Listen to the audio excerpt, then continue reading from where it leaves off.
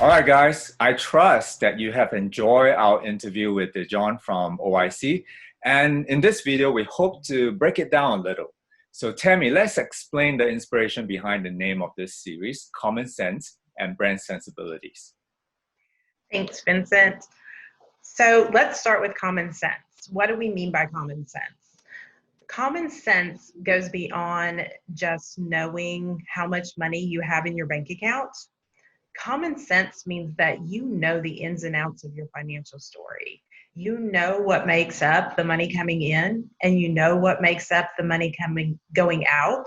You have a plan for how you want to spend the money that you make, and you know the problem that you're solving. Being in business or being a nonprofit leader, there's a problem that you want to solve, and you can't solve that problem in the best way possible if you don't know whether you have the money to solve that problem or not, or where your money's coming from if you need more money, or where your money's going if you need to cut back expenses.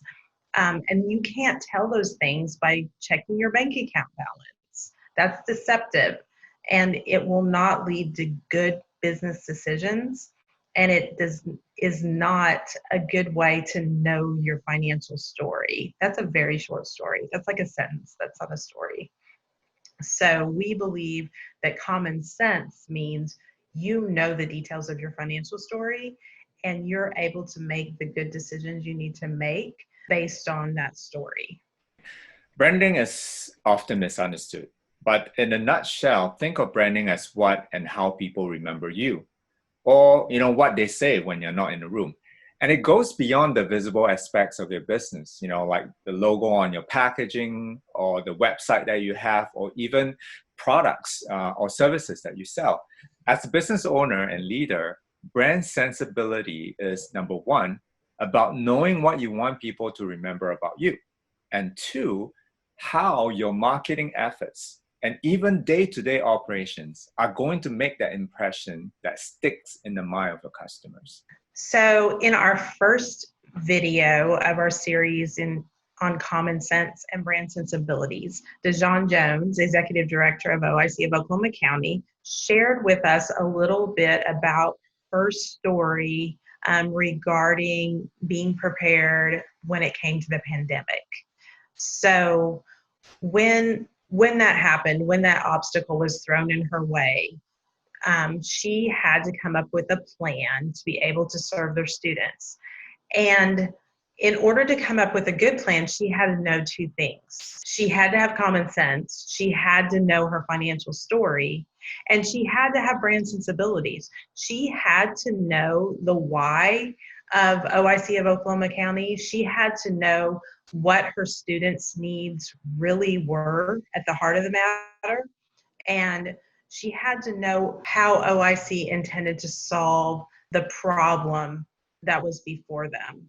So knowing those two things helped her come up with a plan that allowed them to continue the important work of OIC, even when they were faced with an obstacle as large as the pandemic. Yeah, I hear you, because she attributed OIC's ability to weather the pandemic to being prepared. And preparedness in the context of OIC is not just, having their online offering ready pre-COVID.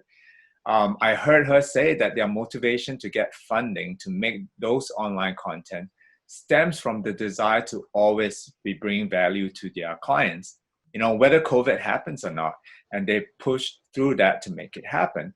An effective business owner and leader is someone with a very clear vision and mission in sight. And that's part of the invisible aspect of a company that you will learn about later on.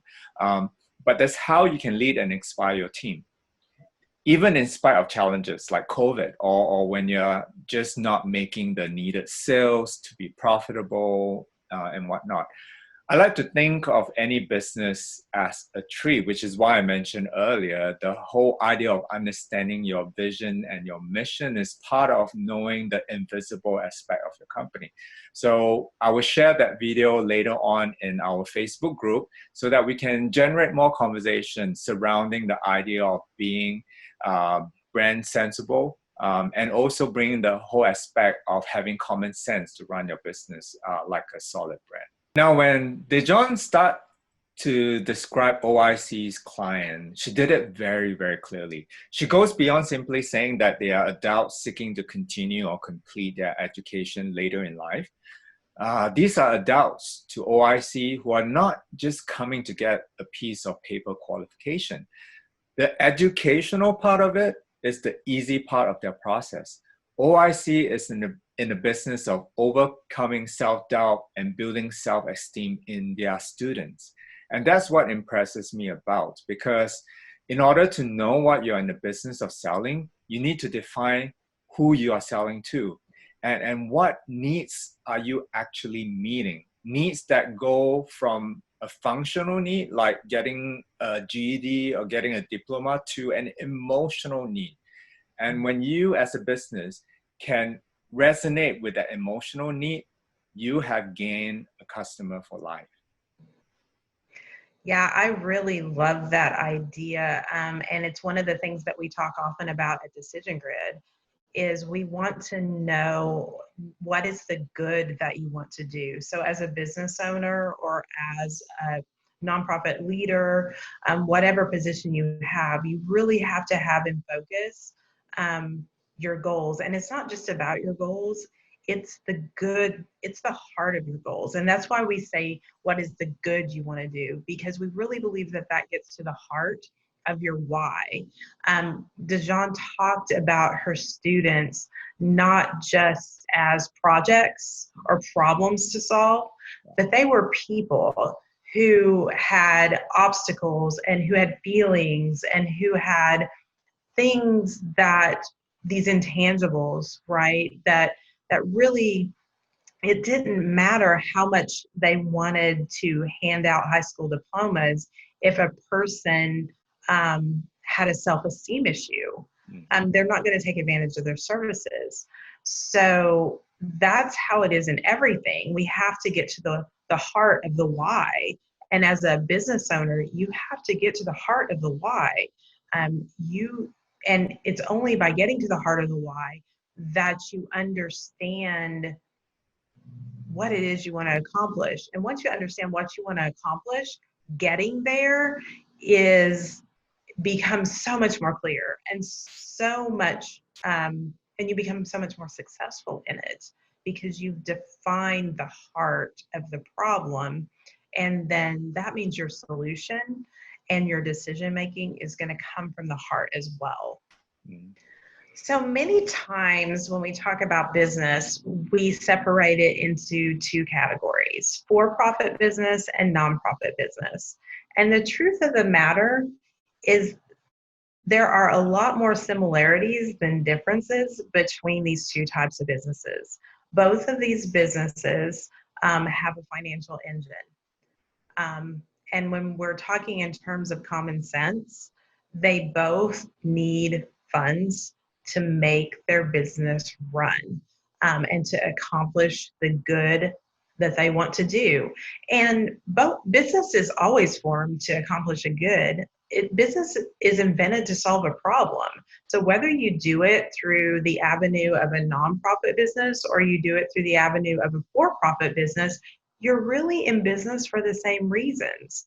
Now, one of the things that I often see in the nonprofit world is the idea of running a financial engine from scarcity. So there are a lot of times when problems aren't solved to the extent that they could be, because the idea is we don't have enough to do that. And I do get it. Sometimes a nonprofit problem is really, really big, and it's really, really hard to think that you have all the resources that you need to solve it. But I prefer to think of that as far as as looking at your resources as a call to creativity and not a call to scarcity. So whether you're a for-profit or a nonprofit business, when you know your financial story and you look at your financial story and it's not reading the way you need it to read in order for you to accomplish all the things you want to accomplish, that is a call to creativity. How can you get more funds? How can you stretch the dollars that you have? How can you partner with other people? How can you increase your resources, your scarce and precious resources? And sometimes that's money, sometimes that's people, sometimes that's supplies, sometimes your most scarce and precious resource is your time. So how do you multiply those things and make them better? And so what I really love, and one of the privileges I get to see in working with both for-profit and nonprofit clients, is them engage that creativity to figure out how to multiply their resources and get what they need to solve some very big problems. Yeah, it's so true. I often have to have this conversation with nonprofit and even for-profit, right? To me, revenue for a for-profit is the same as donation for a nonprofit. So it's all about the management of those financial resources, knowing again, why are you in the business of doing what you're doing right now, and making those decisions to allocate your financial resources. And again, it's not necessarily all just about money, like what Tammy you have mentioned. You should consider the people you have within your business or organization as a critical resource. Your internal team, and having a good sense of your brand, inspiring your team to live and breathe those brands will make your company, whether it's for-profit or non-profit, be more memorable. And then it's about cultivating the customers, the people who are buying your products or your service, or the people who are donating towards your cause, nurturing them to become advocates. You want them to be in a position where they're not thinking about just benefiting from the functional value that you offer, right? You want them to think beyond the product and the service. You want them to be behind you as a customer who will advocate for you, advocate for the good that you are doing in this society. And so there really is no difference between nonprofit and for-profit. We just have to think of our organization and our business as a brand that has something to contribute to the society.